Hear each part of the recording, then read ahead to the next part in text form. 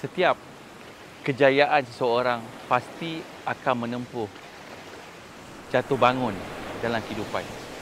Tidak kecuali pada diri saya sendiri, yang mana untuk mencapai apa yang saya capai hari ini, banyak peristiwa, banyak kenangan yang tersemat di hati, yang mana sebelum ini apabila kita berada di bawah, kita berasa tertekan, kita berasa marah, kita berasa tidak puas hati dengan sekeliling kita. Tapi itulah kehidupan.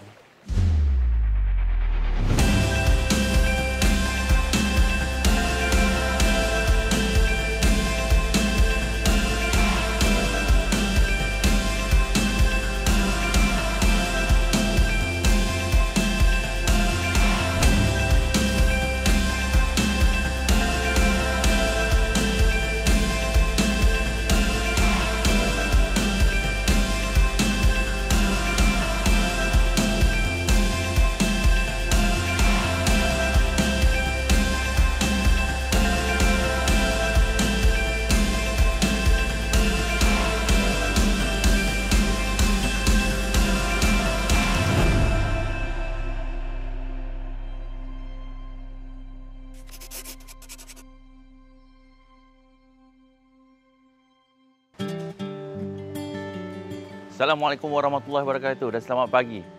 Di Pulau Sabang, di kawasan Aceh ini masih gelap kerana baru selesai solat subuh.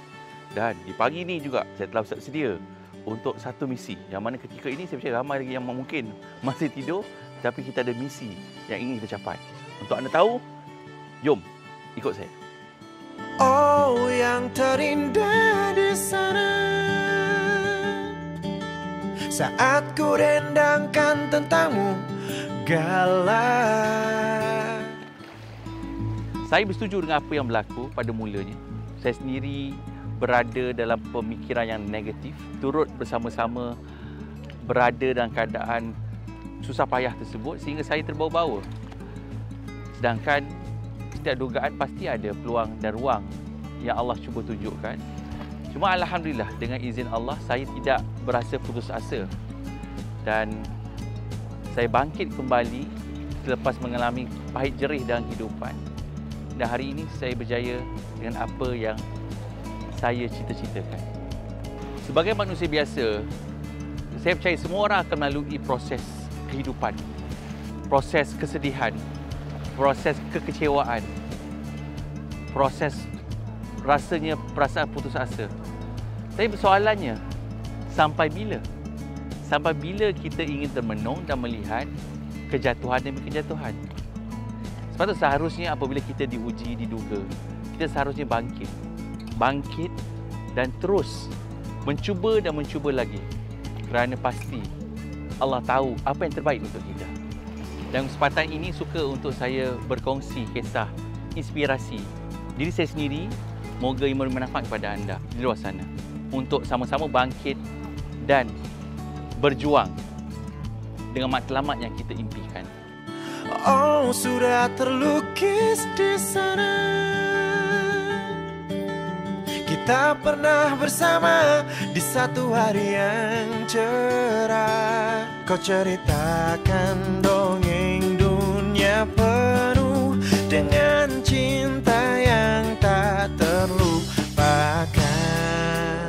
Lokasi yang kita ingin pergi ni, satu lokasi yang sedang mencabar kerana kalau lihat dengan keadaan ombak yang agak besar sebenarnya. Jadi, sebab itu kita kena keluar di awal pagi. Dan misi ini satu misi yang insya-Allah dipermudahkan dan matlamat yang kita capai akan saya tunjukkan sebentar lagi.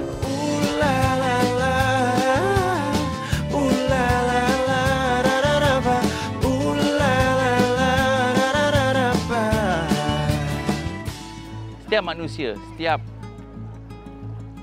manusia yang ada di muka bumi ini saya percaya mempunyai impian. Begitu juga dengan saya.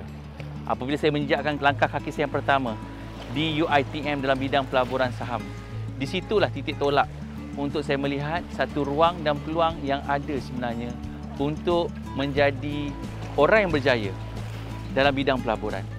Dan saya teruskan pengajian saya di bidang analisa pelaburan di ITM, dan seterusnya saya melanjutkan pelajaran saya di UiTM Shah Alam dalam bidang kewangan dan dalam bidang kewangan pentadbiran di UPM dan bidang master.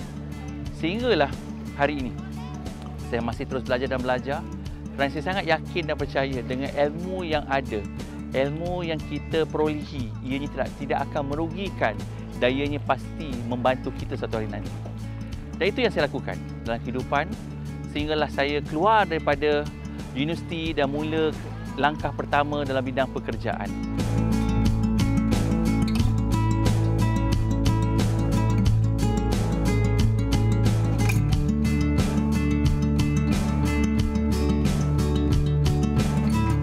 Sehinggalah saya bertindak untuk keluar daripada bidang pekerjaan dan memulakan kerjaya dan menjadi seorang usahawan.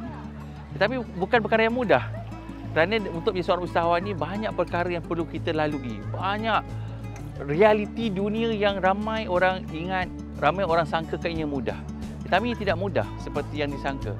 Banyak cabaran, banyak onak dan duri yang perlu ditempuhi dan saya dah rasa peritnya berada di tahap yang orang kata terendah dalam kehidupan ni, yang mana kalau orang kata hutang keliling pinggang, pengurusan kewangan yang sangat lemah, akhirnya menyebabkan hampir putus asa. Tapi alhamdulillah, sekali lagi kerana matlamat yang telah saya tetapkan lebih awal ketika saya berada di universiti lagi untuk menjadi seorang yang berjaya dalam kehidupan pada umur 30 tahun. Dengan matlamat yang jelas tersebutlah saya terus bangkit dan terus bangkit. Dan alhamdulillah dengan izin Allah, saya berjaya mencapai apa yang saya inginkan pada usia saya 30 tahun.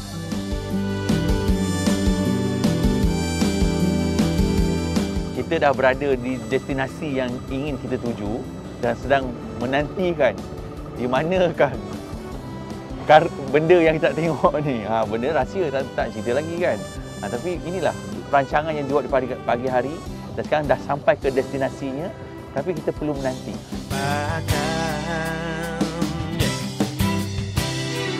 Langit biru selalu indah di sana, selalu bayangkanmu ada di dekatku. Cerita itu terlukis dengan indah. Rupanya kita pernah bersama di satu hari yang cerah. Langit biru. Beratus-ratusan ekor sebenarnya. Banyak ni sebenarnya. Tapi inilah keterujaan dia bila kita memburu. Kan sama juga nak pasal saham kan. Keterujaan dia bila buat homework untung tu, tu keterujaan dia. Dalam cari dolphin ni, keterujaan dia mula gerak sejam dalam bot tak jumpa.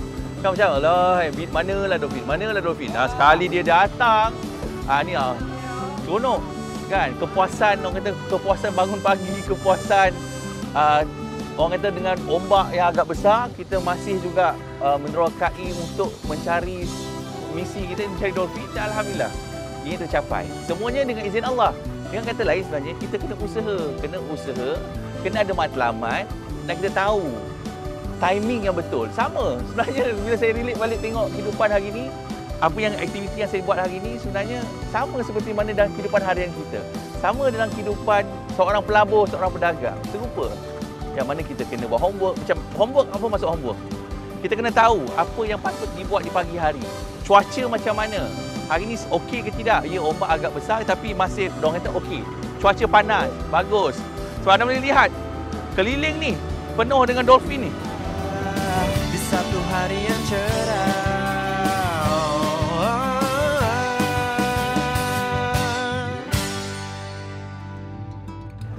Subhanallah. Pagi misi kita ingin mencari dolphin. Tapi dalam masa yang sama, kita melihat ciptaan Allah SWT, kita boleh lihat matahari sedang naik di belakang sana. Satu suasana yang jarang dapat kita lihat sekiranya kita bangun lambat. Sekiranya kita tidak bertindak di awal pagi. Sebab itu, kita digalakkan untuk bangun di awal pagi dan mencari rezeki. Sama juga dalam misi kita hari ini. Rezeki kita hari ini ingin melihat dolphin. Tapi alhamdulillah dengan izin Allah kita juga dapat melihat satu lagi ciptaan Allah SWT apabila matahari naik di belakang kita. Ya, alhamdulillah. Itu dia. Sekumpulan dolphin lagi.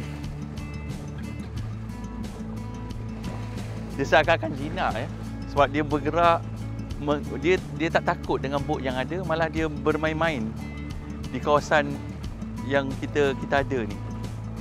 Satu perkara yang boleh kita ambil pengajaran daripada dolphin ni sebenarnya, dia juga bergerak pada waktu masa yang mereka macam tahu pukul berapa mereka nak keluar mencari makan dan bergerak secara kumpulan. Dan saya percaya kalau ada yang ahli tertinggal daripada kumpulannya, maka dia akan ketinggalan.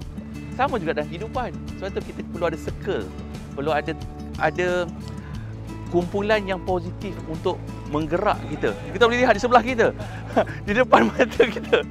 Tu, saya makin nak ke depan ni. Tu, Allah hai. Dia memang jinak, dia hanya bermain, dia mengikut ke mana saja kita pergi. Okey. Dan inilah dia. Bila kita keluar di awal pagi, kita cuba usaha, kita dah set matlamat kita, misi kita, dan kita usaha. Dengan izin Allah SWT, insya-Allah kita akan capai apa yang kita nak capai. Allah SWT tidak melihat hasil yang kita capai, tapi Allah SWT melihat apa kesungguhan yang kita buat untuk mencapai hasilnya.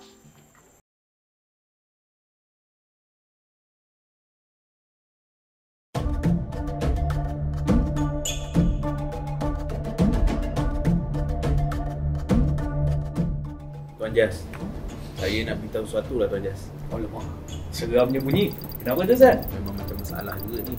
Sebab hari tu masa Farah masuk yang 38 sen tu, dia beli hari tu kan, Beast Warren tu, saya dah terkejar beli harga atas. Alamak. So masa mula Ustaz cakap dia nak buat pengakuan tu kan, dia macam pengakuan, saya dah start duf. Dia nak cerita apa ni kan? Saya beli waktu dia 45 sen. Ai, tingginya. Jadi hari ni kan jatuh kan. Dah 3 candle sekarang.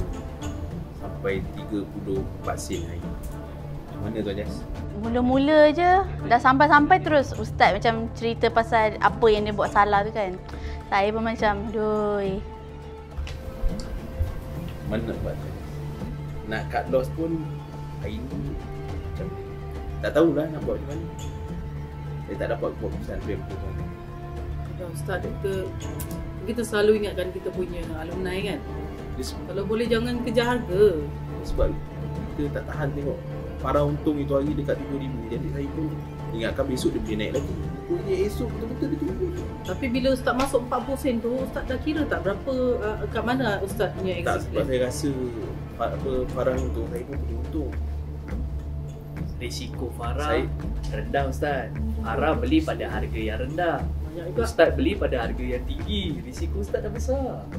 Pasal tu, ini datangnya kepentingan bagaimana nak uruskan risiko. Pasal tu setiap kali sebelum kita buat keputusan, kita kena kaji dulu berapa risiko yang kita sewa. Tadi masa mengaku dengan Tuan Jas tu nampak Tuan Jas respon okey lah. Start Kak Ros berdiri tu kita pun rasa Allah sudah. Memang kena marah dah ni. Cakap kan, tapi nak buat macam mana, dah salah kita hadap je lah. Apa yang Kak Ros tegur tu memang sangat membantulah. Kalau tidak, mungkin saya akan melakukan kesilapan seterusnya sebab saya dah beli dengan harga tinggi, kemudian saya nak jual semua, rugi. Saya pump lagi untuk cari saham yang tak apa-apa. Tapi Alhamdulillah dapat teguran. Mungkin dah kena marah baru kita rasa insaf kot. Saya rasa lah, sebab saya dah nampak satu saham yang saya nak beli untuk cover saya yang rugi ni. Saham apa tu Ustaz? Sebab saya dah jatuh banyak, jadi saya ingat nak cover lah. Ada satu saham yang saya nampak tadi pagi yang saya rasa saya nak beli hari ni.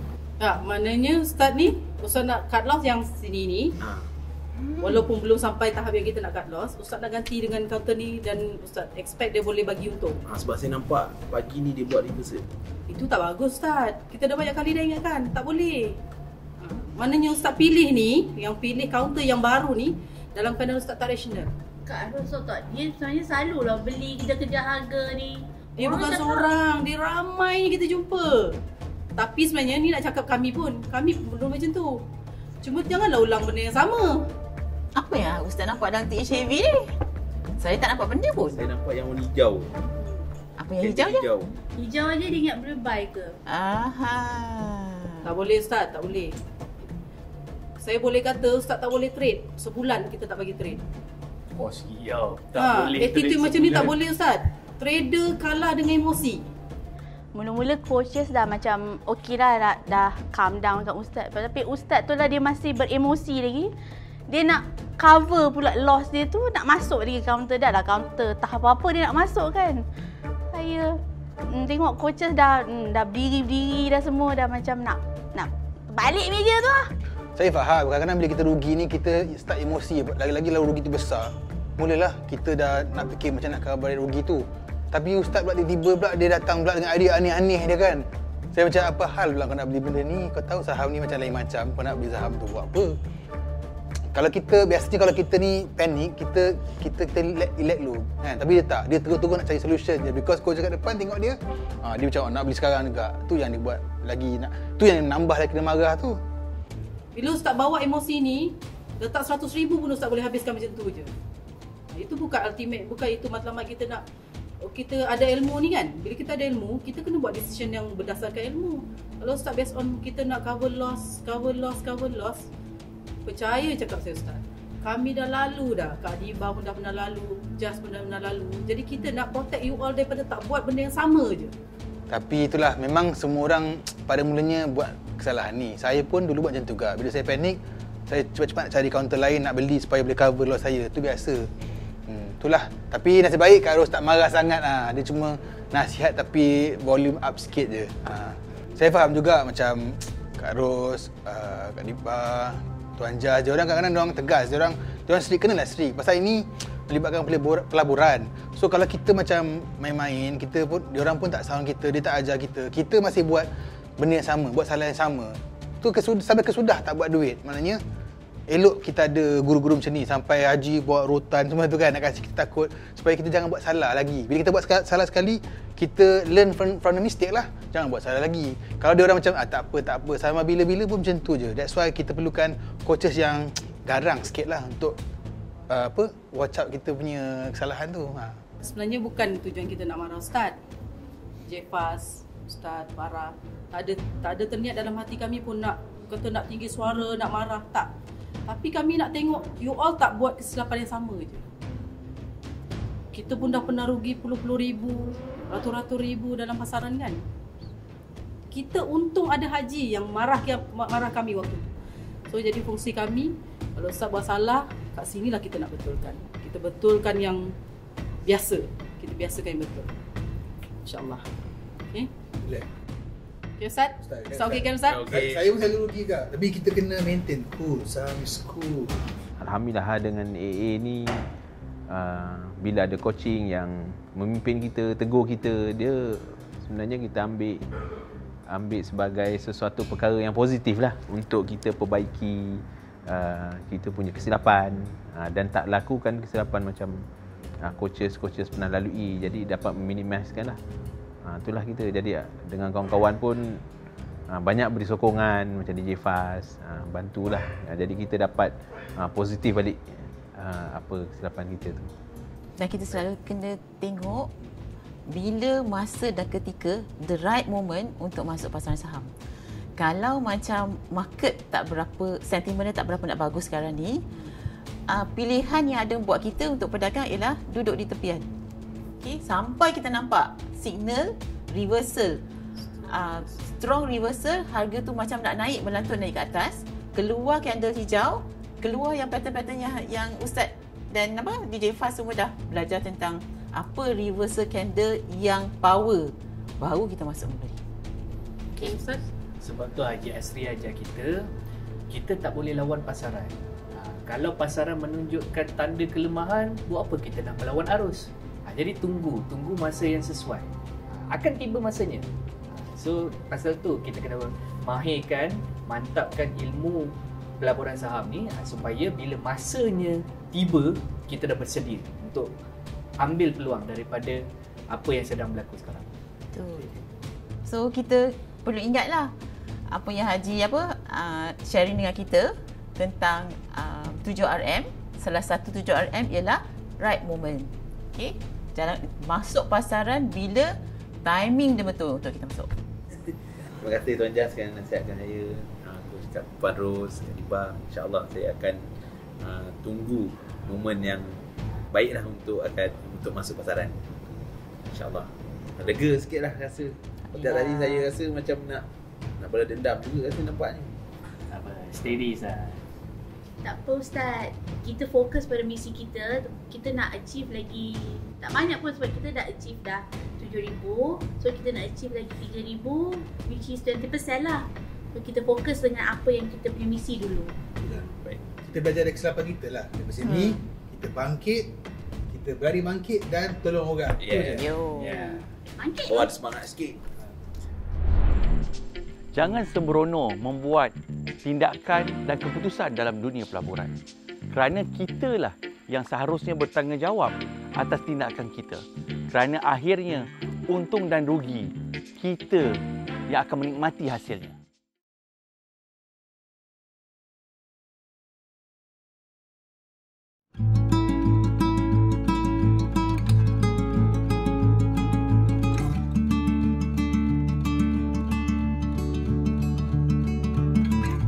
Setiap manusia punya proses kehidupannya tersendiri. Dan seperti hari ini, apa yang saya idamkan, apa yang saya cita-citakan iaitu ingin melihat dolphin di tengah lautan. Yang mana saya terpaksa bangun pagi.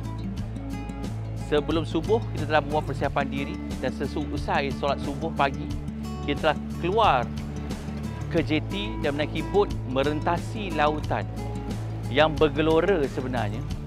Yang mana perjalanan mengambil masa hampir 1 jam. Dan keadaan ombak yang begitu besar. Kalau ikutkan hati, saya percaya mungkin saya dah patah balik. Sebab tak semua orang kental nak lalui ombak yang besar. Kerana tak semua orang mampu untuk menahan gelora ombak. Ada yang boleh mendatangkan mabuk laut dan sebagainya. Tetapi disebabkan oleh azam yang telah dibuat, matlamat awal yang telah ditetapkan, bangun seawal pagi, dia dah korbankan daripada kebiasaan.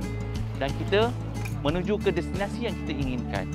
Panjang perjalanan untuk melihat dolphin, 1 jam perjalanan, banyak cabaran dan dugaan yang kita tempuh dengan keadaan gelombang, cuaca dan sebagainya. Tetapi kesan daripada matlamat yang kita ingin capai, kita kekal berada di lautan dan alhamdulillah selepas 1 jam akhirnya kita temui kumpulan dolphin yang begitu banyak di luar sana. Dan bukan itu saja, Allah memberi ruang kepada kita melihat ciptaannya apabila matahari naik begitu cantik, subhanallah. Dan ini sebenarnya hidup untuk kita terus bersyukur dengan apa yang kita ada, terus berjuang, terus bangkit daripada kejatuhan dan cabaran yang ada, dan saya percaya Allah akan permudahkan segala urusan kita.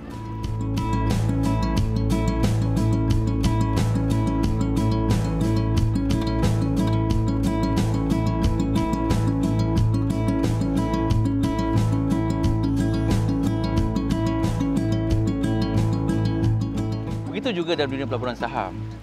Ramai orang takut, ramai orang skeptikal, ramai orang dengar perkara yang salah tanpa terlibat secara langsung dalam dunia pelaburan saham.